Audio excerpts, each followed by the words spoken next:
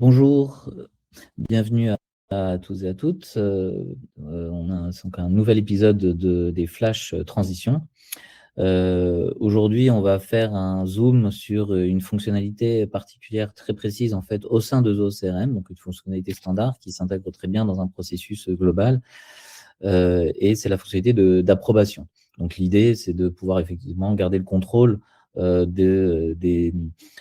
différentes étapes, en fait, quand on va, par exemple, envoyer des documents ou quand on va passer dans un process un peu complexe, etc. Et qu'à partir du moment où on va avoir des demandes de validation, on va avoir besoin d'approbation de managers. Et donc, c'est cette fonctionnalité-là sur laquelle on va s'attarder aujourd'hui.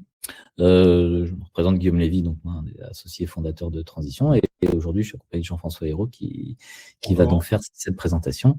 Alors, pour rappel, les micros sont coupés pendant la présentation. Vous pouvez toujours, pendant le flash, poser des questions dans la section Q&A qui se trouve en haut.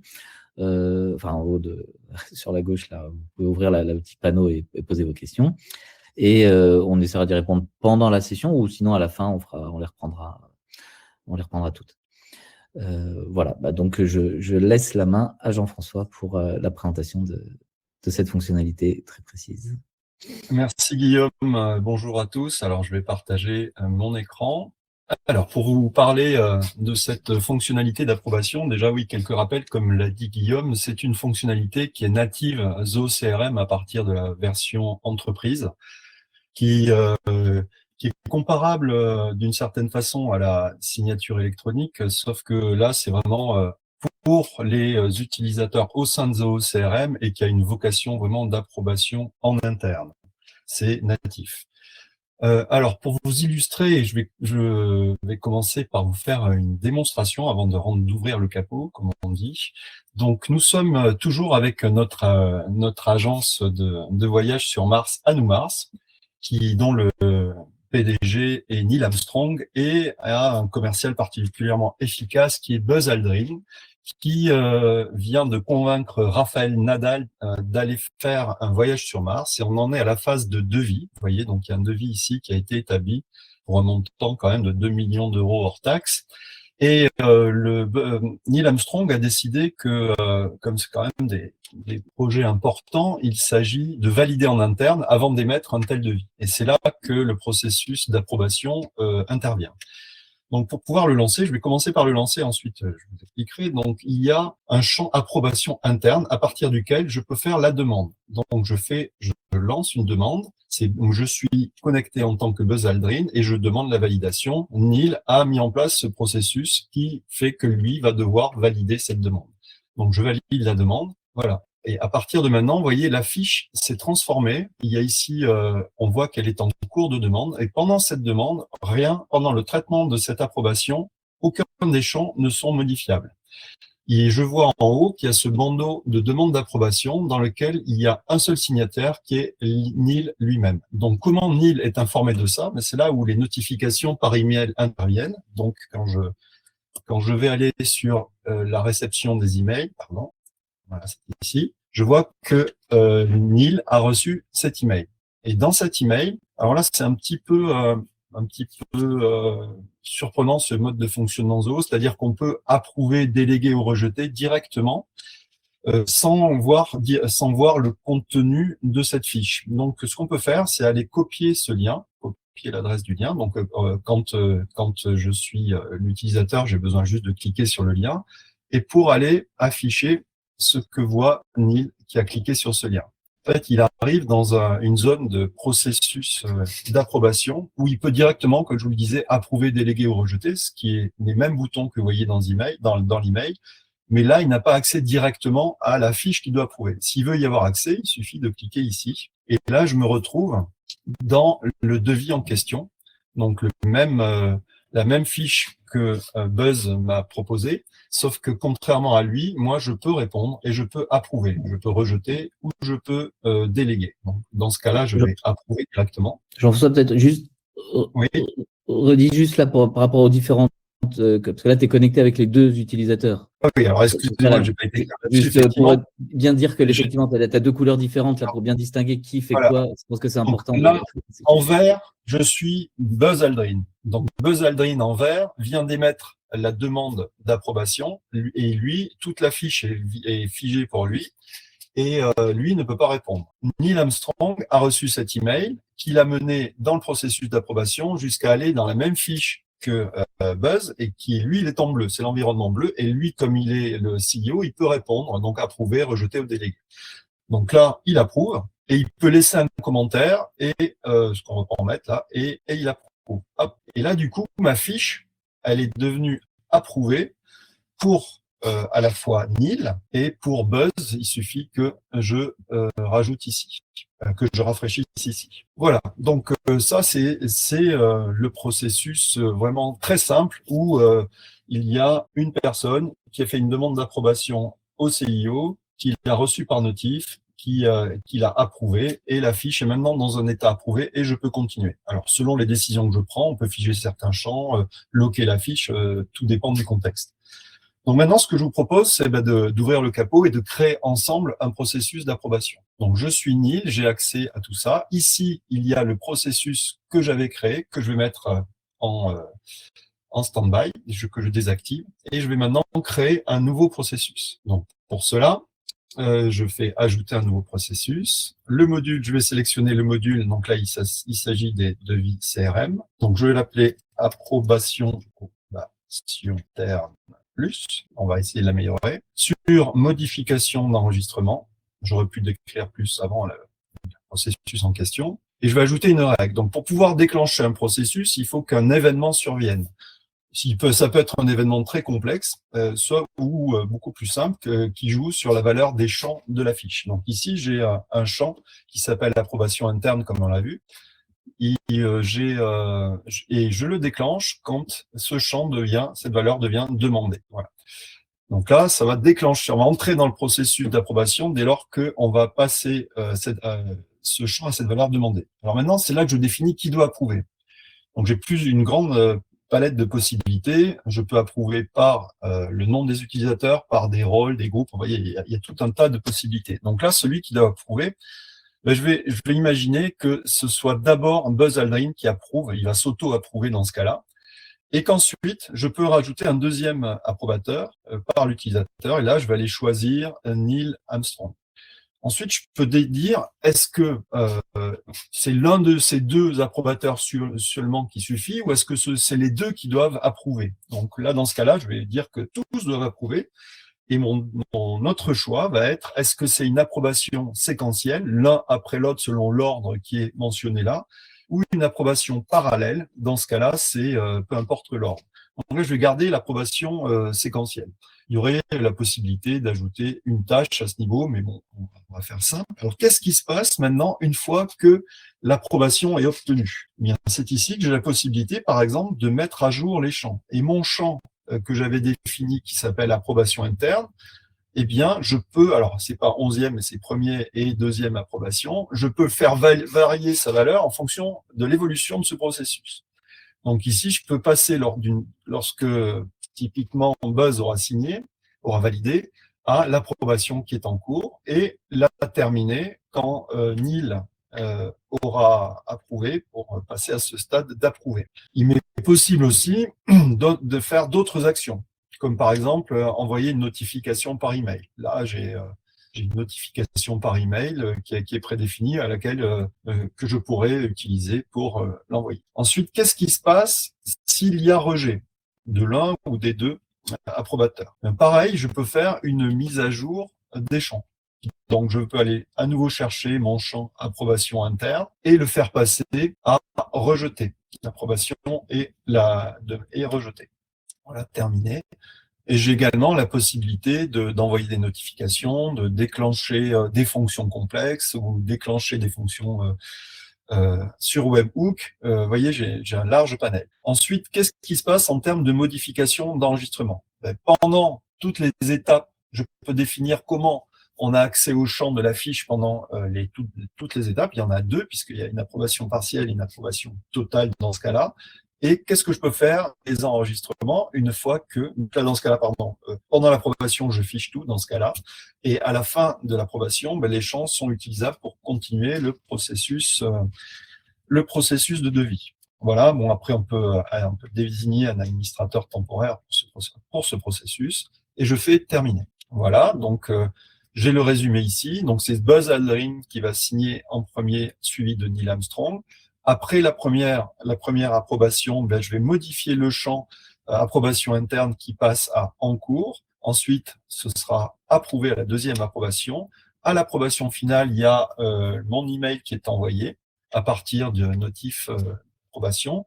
Et en cas de rejet, eh bien, je modifie le champ à approbation interne à rejeter. Voilà, mon processus est complet. Il me suffit d'enregistrer.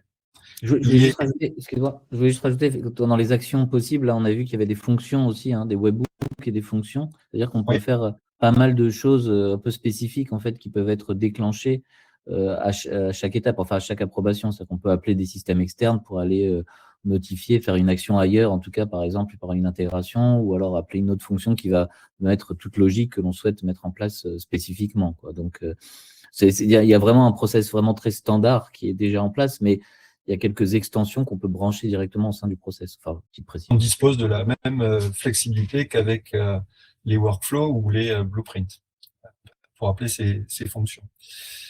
Donc voilà, annulé. Donc je me retrouve, je l'avais enregistré déjà. Donc il est actif par défaut. Donc maintenant, on va refaire le même process, la même demande de validation. Donc je passe chez Buzz Aldrin.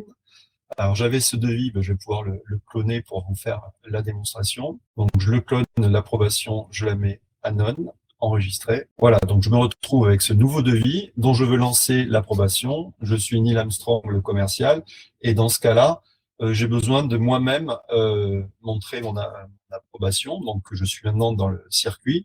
Ça aurait pu être un autre commercial et à ce moment-là, ça aurait été le directeur commercial Buzz qui aurait assigné, suivi du CEO. Donc là, je fais demander et j'enclenche le processus.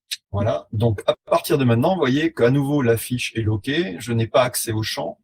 Je vois il y a deux personnes qui sont en attente, nominativement, Buzz et Neil, et que moi, en tant que Neil, je peux répondre. Donc, pour ça, je clique sur répondre et je fais approuver. J'ai la possibilité aussi de rejeter ou de déléguer.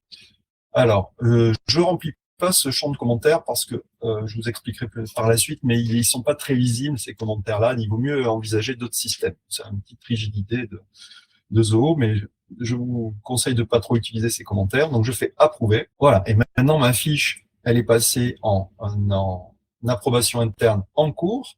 Je vois que maintenant, Neil Armstrong peut signer.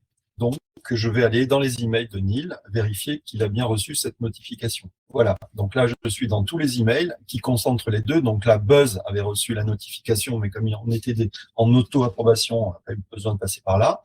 Et Neil reçoit à nouveau sa notification auquel il a accès pour aller finaliser cette approbation. Donc là, je copie à nouveau le lien. Donc, quand on est connecté, on n'a pas besoin de faire ça. Donc, il aurait directement accès à cet espace comme tout à l'heure. Il voit que Buzz Aldrin a signé, que c'est à lui de le faire. Je clique ici sur ma fiche pour bien valider toutes les informations qui y sont renseignées. Voilà, je vois à nouveau que Buzz a signé et il suffit que j'approuve. Au final, le commentaire est approuvé. Donc maintenant, on a à nouveau la fiche qui a été approuvée. Alors, une question qui peut se poser, c'est comment je suis l'état d'approbation des demandes, de ma demande en cours, voire de toutes les demandes, voire des historiques. Pour ça, il suffit d'aller dans mes travaux, ici, alors qui concentre toutes les différentes actions de blueprint, approbation, etc. Donc, je vais dans le menu approbation. Là, il y a 0 parce que toutes les approbations qui attendaient mon avis ont été effectuées. Par contre, je peux avoir accès à l'historique des approbations. Donc, si je vais dans historique des approbations, et ici, ça va changer. Donc, moi, en tant que CEO, j'ai les droits pour tout. Donc, je peux voir qu'est-ce qui s'est passé pour tous les utilisateurs en termes d'approbation. Si je filtrais sur Buzz, là, je vois que à 11h14, il y a 2 minutes, Buzz Aldrin, il a approuvé ce devis. si je regarde pour moi-même, là on voit qu'à 11h15, une minute après, j'ai approuvé ce devis. Voilà, donc je vous ai fait une démonstration là ici un peu rapide avec des processus simples, mais j'ai des clients pour lesquels il y a ce processus d'approbation est utilisé dans un environnement de comité de direction avec même de comité d'administration avec des administrateurs qui se représentent plusieurs sociétés qui ont un processus complexe où il peut y avoir dans certains cas l'un des représentants de la société administrateur qui vote. Parfois, ce sont les deux qui sont nécessaires. Puis, il peut y avoir un ordre, il peut y avoir également la direction de l'entreprise elle-même qui est dans ce processus d'approbation. Et le tout peut être orchestré assez simplement dès lors que chacun des utilisateurs qui doivent approuver a son propre compte CRM. Voilà, Guillaume, je crois que j'ai terminé le panel. Parce que c'est peut-être pas mal de remontrer, enfin, mes travaux, en fait, s'il y en a un en cours, parce que là, on voit l'historique, mais tu veux juste peut-être… on en relance un, alors. On relance un juste pour voir, parce que c'est vrai que cet onglet Mes travaux, en fait, vous le voyez peut-être souvent, parce que par défaut, quand on ouvre le compte Zoho CRM, on le voit, et puis on se demande parfois… Parce donc là, je vais en relancer un. Voilà, on n'utilise pas tout le temps, mais c'est vrai que c'est intéressant. Et parfois, on pourrait se dire, enfin, voilà, si on a des rôles dans la société qui sont essentiellement approbateurs, mais qui ne font pas beaucoup d'autres choses, etc., cet onglet Mes travaux peut être vraiment remis en avant dans l'interface, bien plus haut, et ça peut être une sorte d'accueil, en fait, d'avoir la partie approbation. Ouais. Donc, je vais repartir de celui-là, c'est pas grave. Donc là, on relance le processus. Voilà. Donc, du coup, si Buzz voit lui-même dans ses travaux, il voit que dans l'approbation, il a une demande à valider. Depuis là, il peut approuver directement. Voilà, c'est ça aussi ce qui est important, c'est que ça peut être vraiment le travail quotidien, c'est de faire des approbations. Donc, on a une sorte de page, enfin, on a cette page-là où on vient tous les jours, en fait, et on va faire les approbations ou les rejets, en fait, dont on a besoin. Elles sont toutes listées là, et chaque fiche est accessible directement. Donc, effectivement, quand on a beaucoup d'approbations à faire, c'est quand même un tableau de bord utile. Il y a la partie délégation qui est intéressante là, effectivement, si on veut donner à quelqu'un d'autre qui n'est pas au sein du processus d'approbation. Donc ça, je pense que c'est quelque chose… Bon, il se trouve qu'il n'y a que 2 utilisateurs dans cet environnement. Et par rapport à ça, je voulais aussi rajouter, tu l'as montré tout à l'heure, mais peut-être qu'on pourrait dire que quand on choisit dans le processus d'approbation qui doit approuver, on peut aussi choisir des rôles ou des groupes, ça tu l'as montré tout à l'heure. Et donc, qu'est-ce que ça veut dire si on choisit un rôle ou un groupe? Ça veut dire que quiconque qui appartient à ce rôle ou ce groupe a le droit d'approuver. Alors, on choisit là aussi on peut choisir, c'est-à-dire que est-ce que c'est l'un des personnes qui a ce rôle ou toutes les personnes qui ont ce rôle? Possible aussi. Alors là, je peux aussi montrer comment ça fait quand on rejette. Donc, si je rejette, tout à fait. Il est le premier à rejeter. Donc, si je retourne dans le devis en question, voilà. Ici, l'approbation a été rejetée. Ça faisait partie des changements d'état qu'on avait positionnés dans la création du processus en disant que quand il y a rejet, à ce moment-là, le champ approbation interne passe à rejeter. Voilà.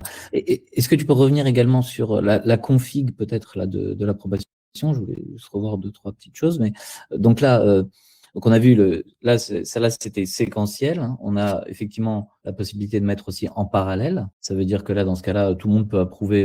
Enfin, il n'y a pas d'enchaînement nécessaire en fait. Chacun approuve quand il le souhaite là, quand tu spécifies l'ordre. Et donc là, on a 2 niveaux, mais effectivement, on peut rajouter plein de niveaux. Enfin, autant de niveaux autant non peut-être pas. Mais enfin, en tout cas, on aurait pu dire qu'un rôle quiconque ayant ce rôle peut ou tous peut faire ça. Donc là, c'est quand même assez flexible. Hein.